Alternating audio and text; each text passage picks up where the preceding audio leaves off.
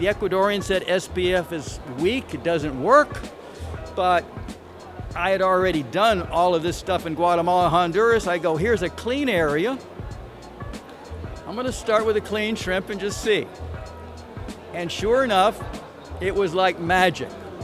All of a sudden, I could grow 25, 30 gram shrimp again. I could have high survival rates again. I could have 15 tons per hectare. It was easy.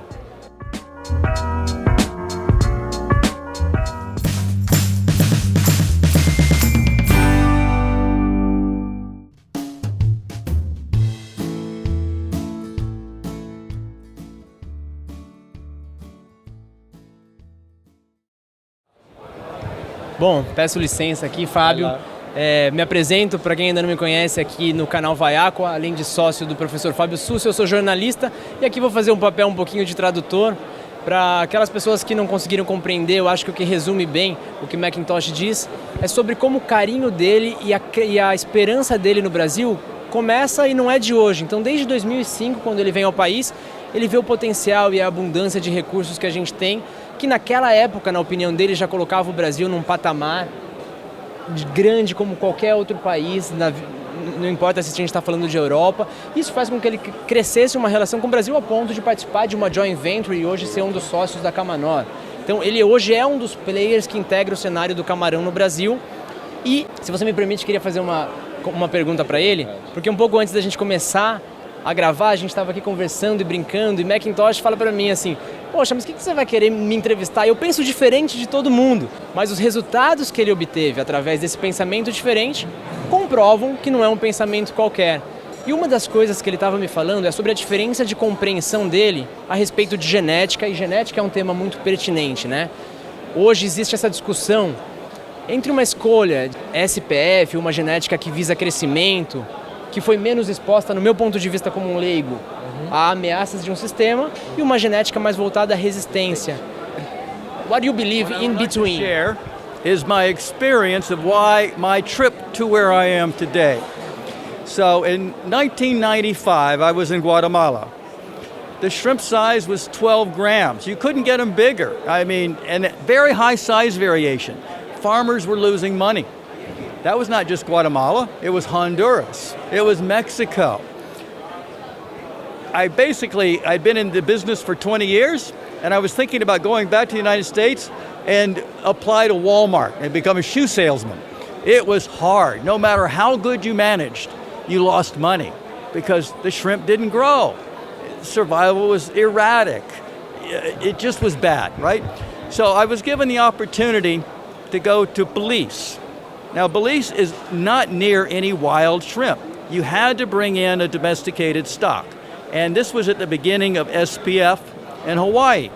So I decided, okay, the Ecuadorian said SPF is weak, it doesn't work, but I had already done all of this stuff in Guatemala, Honduras. I go, here's a clean area. I'm gonna start with a clean shrimp and just see. And sure enough, it was like magic.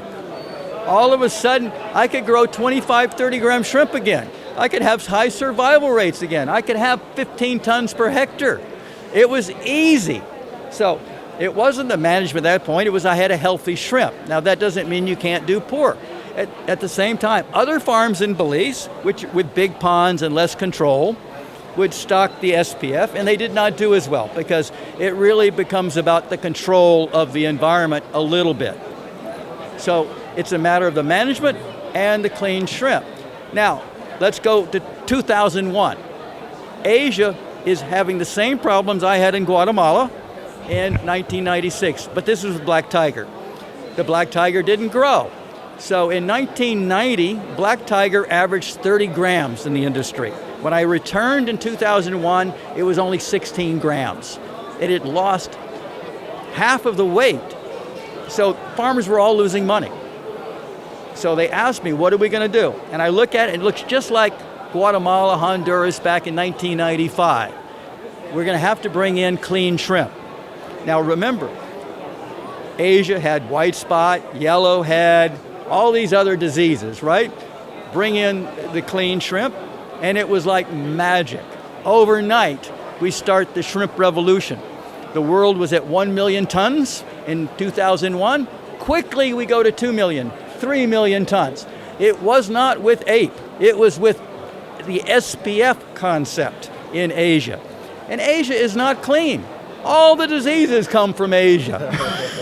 So health is different than the genetics.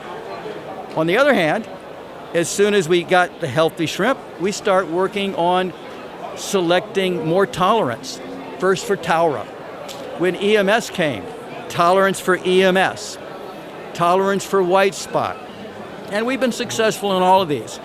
Currently, we're working on EHP because that is the main economic issue in Asia.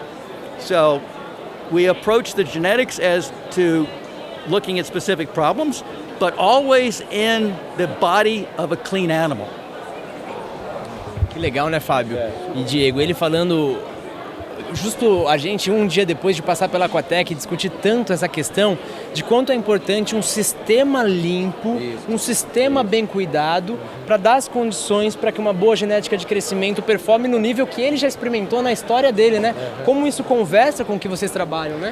Exato. O que ele chama de estresse zero, eu chamo de zona de conforto do camarão, né?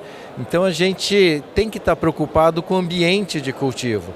Genética não vai ser a salvação da lavoura se os produtores não fazerem os seus deveres de casa, não cuidar do ambiente. E isso eu creio que é algo que você também tem acompanhado lá no seu sistema, né, Diego? Sem dúvida, e recentemente a gente teve uma experiência, né, cuidar e controlar o máximo possível o ambiente, né, porque realmente a gente não, sem um bom manejo, a gente fica muito vulnerável às doenças, aos vizinhos, no nosso caso aqui do Nordeste, que temos muitos vizinhos, né, então sem dúvida alguma.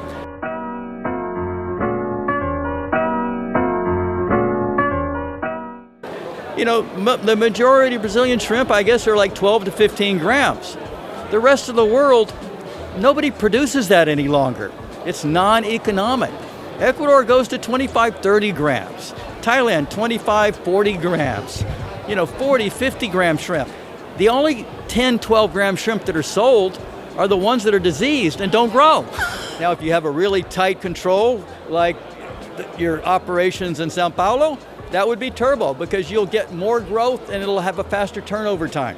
And when you get a good shrimp and you see it grow and you get big sizes, you never want to go back.